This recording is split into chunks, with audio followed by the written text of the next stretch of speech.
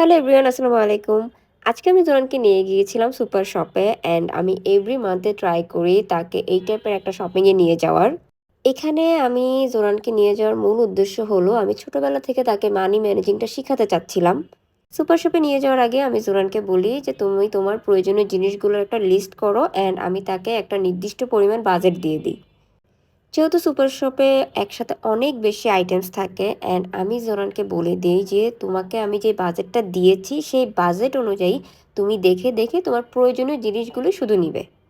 Zoran এই শপিংটা আমার সাথে খুবই এনজয় করে অ্যান্ড সে যখন এই জিনিসগুলো পারচেস করতেছিল প্রত্যেকটা জিনিস আমাকে জিজ্ঞেস করে করে নিতেছিল।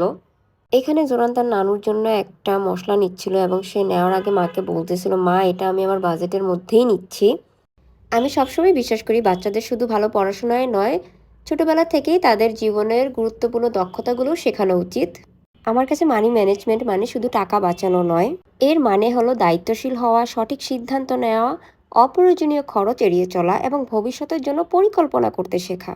এই অভ্যাসগুলো যদি ছোটবেলা থেকেই গড়ে ওঠে তাহলে বড় হয়ে জীবনের অনেক গুরুত্বপূর্ণ সিদ্ধান্ত নেওয়া সহজ হয়ে যায়।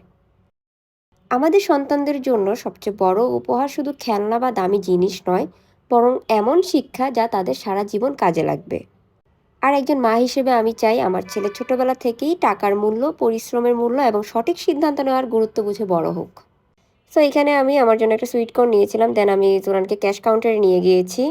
এখানে আমি জোরানকে শেখাচ্ছিলাম কিভাবে নিজের কাজ নিজে করতে হয় এবং কাউন্টারের প্রত্যেকটা জিনিস সে ভাইয়াটাকে নিজের হাতে দিচ্ছিল।